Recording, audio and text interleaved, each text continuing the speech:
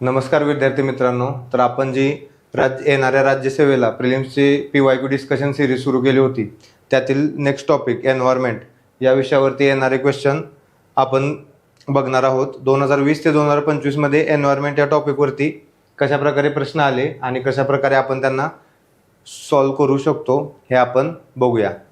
तर 2020चा पहिला पेपर आहे. हा क्वेश्चन आपण जॉग्राफीच्या डिस्कशनमध्ये सुद्धा घेतला होता. खालील कोणत्या प्राण्यांच्या जाती 1952च्या पूर्वी नष्ट होणाऱ्या आहेत असे जाहीर करण्यात आले? तर एशियाटिक चित्ता. मी तुम्हाला म्हणल्याप्रमाणे मध्य प्रदेशमध्ये एक संस्थान होतं. त्या संस्थानातील राजांनी 1948 मध्ये भारतातील शेवटच्या चित्त्याची शिकार केली आणि तेव्हापासून भारतामधून शेवटचा एशियाटिक चित्ता हा नष्ट झाला. त्यामुळे पर्याय क्रमांक 1. आता हॅबिटॅट डिस्ट्रक्शन, वसतिस्थान नष्ट होणे खालीलपैकी कोणत्या उपक्रमामुळे होऊ शकते? तर निर्वनीकरण यामुळे सुद्धा हॅबिटॅट डिस्ट्रक्शन होऊ शकते. जमिनीच्या वापरात होणारे बदल यामुळे सुद्धा हॅबिटॅट डिस्ट्रक्शन होऊ शकते. दलदलींचे पुनप्रमाण यामुळे सुद्धा हॅबिटॅट डिस्ट्रक्शन होऊ शकते. आणि उदरनिर्वाह शेती यामुळे सुद्धा हॅबिटॅट डिस्ट्रक्शन होऊ शकते. पण आयोगानं ऑप्शन देताना फक्त A, B आणि C हे करेक्ट दिलेलं आहे. आयोगाचं असं म्हणणं आहे की उदरनिर्वाह शेतीमुळे हॅबिटॅट डिस्ट्रक्शन होऊ शकत नाही. पण जेव्हा आपण नेचरमध्ये एखादी ॲक्टिव्हिटी करतो, आता उदरनिर्वाह शेती जरी असली तरी शेती करताना आपण तिथे नांगरणी करतो, कीटकनाशक फवारतो, त्यामुळे तिथं थोड्या तरी प्रमाणात का होईना हॅबिटॅट डिस्ट्रक्शन होतं. त्यामुळे उदरनिर्वाह शेतीमुळे सुद्धा होतं. त्यावेळेला सुद्धा ह्या क्वेश्चनवरती खूप डिबेट झाली होती, पण आयोगाने पर्याय क्रमांक 2 हाच ऑप्शन त्यांचा कायम ठेवला. पुढे नॅशनल पार्क आणि कोणत्या राज्यात आहे ते याच्या जोड्या लावा असं दिलेलं आहे. तर नामदफा, नरमदाफा तर हे कुठं आहे? अरुणाचल प्रदेशमध्ये आहे. भगवान महावीर कुठं आहे? गोवामध्ये आहे. सिमलीपाल ओडिशा, दुधवा उत्तराखंड. तर D ला पर्याय क्रमांक 2, A ला पर्याय क्रमांक 3, पर्याय क्रमांक 4 हे याचं आन्सर आहे. तर नॅशनल पार्क आणि राज्ये बघून ठेवा, कारण यात एक्सप्लेन करण्यासारखं काय नाही. पुढचा क्वेश्चन बघूया. 34 नंबरचा, मनुष्याच्या कार्यांवर ध्वनी प्रदूषणाचे परिणाम. तर हा क्वेश्चन सॉल्व करताना जास्त डेसिबल जास्त हानी असं झालं पाहिजे. 100 डेसिबलला काय होणार आहे? तर कायमस्वरूपी श्रवण क्षमतेची हानी होणार आहे. त्यानंतरचा सर्वात जास्त आवाज कुठला आहे आपल्याला? तर 90 डेसिबलचा आहे. तर 90 डेसिबलमुळे काय होणार आहे? तर सगळ्यात जास्त नुकसान आता ह्यातलं काय आहे? तर कार्यक्षमतेची हानी, पर्याय क्रमांक 2. आता ह्यात कार्यक्षमतेची हानी हे असणार आहे, त्यामुळे D ला 2, A ला 1, D ला 2, पर्याय क्रमांक 2 हे उत्तर आहे. 40 डेसिबलमुळे काय होणार आहे? तुमची झोप मोड होणार आहे. आणि 70 डेसिबलमुळे काय होणार आहे? तर भाषण करताना व्यत्यय, म्हणजे समोरच्याला तुमचा आवाज ऐकू जाणार नाही. 35 नंबर, जोड्या लावा. स्तंभ 1, स्तंभ 2. परत प्राणी आणि महत्व. प्राण्यांचं महत्व विचारलेलं आहे. आता हा आपल्याला शाळेत असताना परिसर अभ्यास 1ली 2रीला हा विषय होता. त्यातील हा डेटा आहे, त्यातील हा प्रश्न आलेला आहे. हा एकदम सोपा प्रश्न आहे. कीटक काय करतात? तर पिकांचे परागकण आहेत. साप काय करतो? तर उंदरांपासून संरक्षण देतो. बेडूक काय करतो? तर कीटकांना खातो. आणि गांडूळ काय करतो? तर जमिनीची सुपीकता वाढवतो. त्यामुळे पर्याय क्रमांक 1 हे आपलं उत्तर आहे. 2021 जोड्या लावा. 2021चा पेपर बघूया आता. परत मगाशी मी म्हटल्याप्रमाणे तुम्हाला की हे जे आहेत तर हे आपण इंग्लिशमध्ये आपल्याला थोडंसं इझी जातं हे क्वेश्चन टॅकल करणे. इंडियन रायनोचं काय आहे? तर यातील सगळ्यात जास्त आढळणारा कोण आहे? तर एलिफंट. एलिफंट काय पाहिजे? वल्नरेबल पाहिजे. B ला 4, बीला 4 कुठे आहे, तर ह्या दोन्ही ऑप्शनमध्ये आपल्याला बीला 4 दिसून येतं. आता पिंक हेड डक आपल्याला माहिती आहे की एक्सटिंक्ट झालेला आहे. ही प्रजाती एक्सटिंक्ट झालेली आहे. डीला 3 नंबर कुठे दिसतं, पर्याय क्रमांक 2. पर्याय क्रमांक 2 हे आपलं उत्तर आहे. इंडियन रायनो काय आहे, तरी एंडेंजर्ड आहे. आणि डेझर्ट फॉक्स म्हणजे रेअर आहे, ते एकदम दुर्मिळ आहेत. डेझर्ट फॉक्स क्वचितच आपल्याला पाहायला मिळतात. तिसरा, आता ट्रान्सबाउंड्री वेस्टचा जो बेसेल करार होता त्यावरती प्रश्न विचारलेला आहे. घातक कचऱ्याची हालचाल विकसित देशामधून कमी विकसित देशामध्ये होऊ नये म्हणून बेसेल अधिवेशनात ... मध्ये ... येथे आंतरराष्ट्रीय करारावर सह्या केल्या. आता आपल्याला माहिती आहे की बेसेल करार कितीचा आहे, तर बेसेल करार 1989चा आहे. आणि बेसेल हे ठिकाण कुठं आहे, तर स्वित्झर्लंडमध्ये आहे. विकसित देश काय करत होते त्याआधी, की त्यातून जे कमी विकसित देशात निर्यात व्हायची, तर त्या निर्यातीमध्ये आपला जो कचरा आहे किंवा जी वेस्ट आहे ती डंप करायची त्या देशात. तर असं त्यांचं कारस्थान चालू होतं, त्यामुळे हा करार करण्यात आला. आता औद्योगिक प्रदूषित पाण्याचा पुनर्वापर रियूज म्हणजेच ग्रीन डॉट कार्यक्रम याची सुरुवात कोणत्या देशात झाली. आता हा क्वेश्चन मी कसा सोडवला, की औद्योगिक प्रदूषित पाणी म्हणजे तो जो देश आहे तो औद्योगिकदृष्ट्या विकसित पाहिजे की त्यांच्याकडे प्रदूषणाची समस्या निर्माण झालेली आहे. आयर्लंड एवढं नाही आहे. नॉर्वे ही पण स्कॅन्डिनेव्हियन कंट्री आहे, त्यामुळे इथं एवढं मोठ्या प्रमाणावर आपल्याला औद्योगिकीकरण झालेलं दिसून येत नाही. राहिला फ्रान्स आणि जर्मनी. तर जर्मनी आपल्याला माहिती आहे, आपण जर्मन मेड मशीन जे कारला पण म्हणलं जातं जर्मन मेड आहे, त्यानुसार मी जर्मनी हा ऑप्शन टिक केला होता आणि आन्सर सुद्धा हेच आहे. म्हणजे थोडंसं आपण जर पेपरमध्ये कॉमन सेन्स वापरला आणि आपला अवेअरनेस जर ठेवला क्वेश्चन पेपरमध्ये, तर नक्कीच आपल्याला योग्य आन्सरपर्यंत पोहोचण्यासाठी मदत होते. तर आता यात लक्षात काय ठेवायचं, ग्रीन डॉट कार्यक्रम कशासाठी होता हे लक्षात ठेवा. हे जर परत विचारलं तर आपल्याला ते ग्रीन डॉट म्हणजेच झाडे लावा झाडे जगवा यासारखं वाटू शकतं, पण औद्योगिक प्रदूषित पाण्याचा पुनर्वापर आहे. पुढचा क्वेश्चन बघूया. परिसंस्थेची रचना आणि तिच्या कार्याचा अभ्यास म्हणजेच परिस्थितिकी. Ecosystem. Ecology is the study of structure and function of ecosystem. इकॉलॉजीला स्ट्रक्चर आणि फंक्शन इकोसिस्टीमचं असं कोणी म्हणले, तर ही व्याख्या ओडम यांनी केली होती. तर इकोसिस्टीम, इकॉलॉजी आणि एन्व्हायरमेंट यांच्या व्याख्या कोणी काय केल्या ह्या व्याख्या एकदा बघून घ्या आणि ही व्याख्या पाठ करा. आता ओझोनमध्ये घट झाल्याने जीवसृष्टीवरती कोणते परिणाम होतात.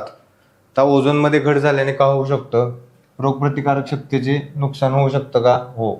वनस्पतीची वाढ खुंटणे, येस. तापमानात वृद्धी आणि मोतीबिंदू होण्याचे कारण, तर हे वरील सर्व. ओझोनमध्ये घट झाल्याने हे परिणाम होऊ शकतात. तर 2022चा पेपर बघूया आपण. 16 नंबरचा क्वेश्चन आहे. भारतात खालीलपैकी कोणता हॉटस्पॉट प्रदेश जैवविविधतेला आपत्ती चिन्ह असल्याच्या संदर्भात धोका असलेला आहे. भारतात खालीलपैकी कोणता हॉटस्पॉट प्रदेश जैवविविधतेला आपत्ती चिन्ह असल्याच्या संदर्भात धोका असलेला आहे. तर याचा आहे नॉर्थ ईस्ट इंडिया. पर्याय क्रमांक 3 उत्तर आहे. भारतात 4 बायोलॉजिकल हॉटस्पॉट 4 आहेत. पहिलं हिमालया, दुसरा आहे आपला पश्चिम घाट, वेस्टर्न घाट्स आहे, पश्चिम भारत नाही, वेस्टर्न घाट्स. तिसरं नॉर्थ ईस्टर्न इंडिया आणि चौथं इंडो बर्मा रिजन सुद्धा नॉर्थ ईस्टचाच भाग आहे. तर भारतामध्ये हे 4 हॉटस्पॉट आहेत. पुढचा क्वेश्चन बघूया. खालीलपैकी प्रवाळ रांगांची वैशिष्ट्ये कोणती. कोरल रीफ वरती प्रश्न आहे. सर्वात प्राचीन सजीव समूह आहे का, यस. ते बायोमास उत्पादक आहेत, यस. ही वनस्पती व प्राणीजन्य श्रीमंत विविधता आहे. याला काय म्हणायचं की फ्लोरल अँड फौना डायव्हर्सिटी. हे पाण्याखालील उष्णकटिबंधीय पारिस्थितिकी तंत्र आहे. Under water tropical ecosystem, shallow water tropical ecosystem म्हणतात. तर कोणती विधाने बरोबर आहेत? तर ही चारीच्या चारी विधाने कोरल रीफ बाबत बरोबर आहेत. आता अल्फा बीटा गामा म्हणजे काय? तर अल्फा बीटा गामा हे जैवविविधता मोजण्याचे प्रमाण, जैवविविधता मोजण्याचे भौगोलिक प्रमाण आहे. त्यामुळे पर्याय क्रमांक 3 हे बरोबर आहे. विटाकार यांनी सुचवलेले शब्दार्थ सुद्धा आहेत. हे विटाकार यांनी सुचवलेले शब्दार्थ आहेत, पण आयोगानं फक्त पर्याय क्रमांक 3 हे उत्तर बरोबर दिलेलं आहे. तर हे लक्षात ठेवा. आता अल्फा म्हणजे काय? Number of species. बीटा म्हणजे काय? Change in species. आणि गामा म्हणजे काय? तर हे बघून ठेवा, क्वेश्चन आलाय म्हणून. पुढचा क्वेश्चन बघूया. परत राज्य आणि अभयारण्य यावरती प्रश्न दिसतो. आंध्र प्रदेश, आंध्र प्रदेशमध्ये पुलिकत, महाराष्ट्र राधानगरी, पश्चिम बंगाल जलदापरा, गोवा भगवान महावीर. पर्याय क्रमांक 3 हे या प्रश्नाचं उत्तर आहे. तर महत्त्वाचे अभयारण्य आणि राज्य पाठ करून ठेवा. रासायनिक पर्यावरणात खालीलपैकी कोणत्या घटकांचा समावेश होतो? तर रासायनिक पर्यावरणात तापमान, माती नाही. फिजिकल हे आपल्याला काय विचारले? केमिकल एन्व्हायरमेंटमध्ये. हे फिजिकल एन्व्हायरमेंट आहे, हे पण फिजिकल एन्व्हायरमेंट आहे, हे पण बायोलॉजिकल आहे, हे पण बायोलॉजिकल आहे. त्यामुळे ऑल ऑफ द यापैकी नाही कोणत्याच घटकाचा समावेश रासायनिक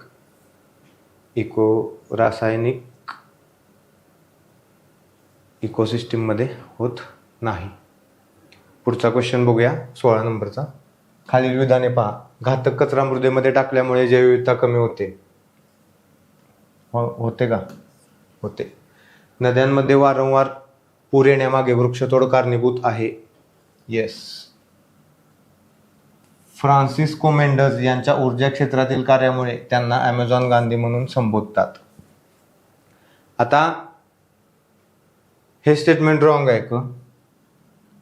विधान अ आणि ब बरोबर आहे. आता तिसरं स्टेटमेंट कसं रॉंग काढायचं?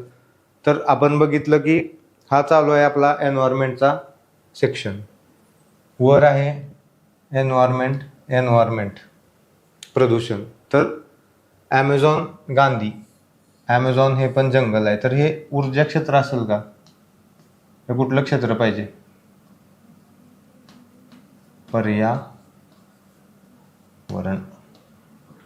पर्यावरणीय क्षेत्र पाहिजे. मातीतील नायट्रोजन खत जीवाणूद्वारे तोडल्यास काय मुक्त होतो? तर नायट्रोजन सायकल जी आहे ती सायकल पूर्ण पाठ असली पाहिजे. प्रत्येक टप्प्यावरती कोणता गॅस रिलीज होतो, काय मुक्त होतं? तर नायट्रोजन खत जीवाणूद्वारे तोडल्यास नायट्रोजन ट्रायऑक्साईड NO3 हे मुक्त होतात. पर्याय क्रमांक 3. ओझोन संदर्भात खालीलपैकी कोणती विधाने बरोबर आहे? ओझोनला रक्षण कवच म्हणतात. येस. 1985 मध्ये साल लक्षात ठेवा. ओझोन थराला छिद्र पडल्याचे स्पष्ट झाले. 16 सप्टेंबर दिवस लक्षात ठेवा. जागतिक ओझोन दिवस म्हणून साजरा केला जातो. बरोबर आहे. 1989 मध्ये ओझोन क्षयास कारणीभूत रसायनावर बंदी घालण्यात आली. येस. हे चारही स्टेटमेंट बरोबर आहेत. फॅक्च्युअल डेटा जो आहे ना हा लक्षात ठेवा. एकदम फुलटॉस क्वेश्चन. इकॉलॉजिकल पिरॅमिड कोणतं नाही असं विचारलेलं आहे. तर पिरॅमिड ऑफ नंबर असते का? Yes. Pyramid of biomass, pyramid of energy, pyramid of food web हे नसतं. असं पिरॅमिड ऑफ फूड वेब असं काही नसतं. आपल्याला नाही विचारले. पर्याय क्रमांक 3 हे उत्तर आहे. पिरॅमिड ऑफ नंबर, तर सरळ पिरॅमिड, उलटा पिरॅमिड कुठल्या इकोसिस्टीममध्ये आहे ते पण बघा. आणि पिरॅमिड ऑफ एनर्जी हे ऑलवेज अपराईट असतं. प्रत्येक पातळीवरून वरच्या पातळीवरती जाताना 10% एनर्जीचा लॉस होतो. त्यालाच लिंड्समन लॉ ऑफ एनर्जी असं सुद्धा म्हणतात. तर हे बघून ठेवा, कारण ह्याच्यावरती खूप वेळेला प्रश्न आलेला आहे. आता हा तरी क्वेश्चन म्हणजे सुटला, कोणालाही सॉल्व्ह झाला पाहिजे. काही प्रजाती नष्ट झाल्या तर पर्यावरणावर गंभीर परिणाम करतात, त्याला काय म्हणतात. आता हे कीस्टोनला पर्याय द्यायचे म्हणून काही पण दिलेले आहेत. निळा दगड, पिवळा दगड, लाल दगड. पर्याय क्रमांक 4 हे उत्तर आहे. 2024 पॅन पेरॉक्सी ॲसेटाइल नायट्रेट खालील परस्पर क्रियेच्या परिणामी तयार होते. तर हे कशामुळे तयार होतं, तर नायट्रोजन ऑक्साईड आणि हायड्रोकार्बन्स यांच्या रासायनिक प्रक्रियेतून पेरॉक्सी ॲसेटाइल नायट्रेट तयार होतं. तर परत जागतिक तापमानवाढच्या संदर्भात खालील विधानांचा विचार करा. तांदळाच्या लागवडी बरोबरच अनएरोबिक मिथेनचे उत्सर्जन होते का? होते. जेव्हा नायट्रोजन आधारित खतांचा वापर केला जातो तेव्हा मृदेत नायट्रस ऑक्साईडचे उत्सर्जन होते. म्हणून मग असे म्हणलं की नायट्रोजन सायकल परफेक्ट करा. नायट्रोजन सायकलवरती क्वेश्चन आहे. तर नायट्रस ऑक्साईड नाही तयार होत, नायट्रेट तयार होतं. नायट्रेटचं उत्सर्जन होतं. त्यामुळे बरोबर काय आहे, तर पर्याय क्रमांक 1 फक्त अ. हवामान बदल ही सतत आणि नैसर्गिक प्रक्रिया आहे या कल्पनेला कोणता भूवैज्ञानिक पुरावा समर्थन देतो? जिओलॉजिकल एव्हिडन्स विचारलाय. तर जिओलॉजिकल एव्हिडन्स काय काय आहेत? उच्च उंचीवरील झाडांमध्ये वलय, ट्री रिंग्स, त्यानंतर हिमनदीची प्रगती आणि माघार म्हणजे ॲडव्हान्स आणि रिट्रीट्स, हिमनदी तलावामध्ये गाळ साठतो. हे चारी पण जिओलॉजिकल एव्हिडन्स आहेत क्लायमेट चेंजचे. खालील विधानांचा विचार करा. निम्न अक्षवृत्ताच्या मानाने उच्च अक्षवृत्तामध्ये सर्वसाधारणपणे मोठ्या प्रमाणात जैवविविधता असते.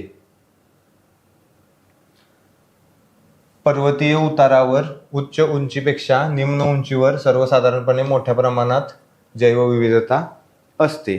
तर कोणती विधाने बरोबर आहेत? फक्त 2. आता निम्न अक्षवृत्ताच्या मानाने उच्च अक्षवृत्तामध्ये मोठ्या प्रमाणात जैवविविधता असते, तर हे उलट स्टेटमेंट दिले. आपण जर बघितलं इक्वेटर 0 डिग्री आणि पोलला 180 डिग्री, 180 डिग्रीला जर आपण बघितलं तर जसजसं आपण पोलकडे सरकू तसतसं जैवविविधता कमी होत जाते. सर्वाधिक जैवविविधता कुठं असते, तर या ट्रॉपिकल रिजनमध्ये आपल्याला जैवविविधता पाहायला मिळते. त्यामुळे उच्च अक्षवृत्तामध्ये मोठ्या प्रमाणात जैवविविधता असते नाही, तर उच्च अक्षवृत्तामध्ये कमी प्रमाणात जैवविविधता असते. ओके. 34चं पर्याय क्रमांक 2. पुढचं SAFAR system of air quality weather forecasting and research. सफरची स्थापना कोणत्या 4 शहरांमध्ये केली आहे? तर जे पुण्यामध्ये जे बोर्ड्स लागलेले दिसतात आपल्याला, डिजिटल बोर्ड्स आहेत. एअर पोल्युशनचे कॉम्पोनंट खूप आहेत त्यात. PM 2.5 आहे, PM 10 आहे. तर ते आहेत ना, ते सफरच्या अंडर आहेत. पुणे आहे, मुंबई आहे. 1 नंबर. तर पुण्यात जे विद्यार्थी राहतात त्यांनी बघितले असतील की पोल्युशन मॉनिटरिंग जे डिजिटल स्क्रीन आहेत त्या सफरच्या अंडरच बसवण्यात आलेल्या आहेत. पुढचा क्वेश्चन. यादी 1 मध्ये दिलेल्या प्रदूषकांची यादी आणि 2 मध्ये परिणाम. आता पाण्यातील फॉस्फेट खते यामुळे काय होणार आहे, तर युट्रोफिकेशन होणार आहे, म्हणजेच सुपोषण होणार आहे. हवेतील मिथेन यामुळे काय होतं, तर आपल्याला माहिती आहे मिथेन हा ग्रीन हाऊस गॅस आहे, जागतिक तापमान वाढ होते.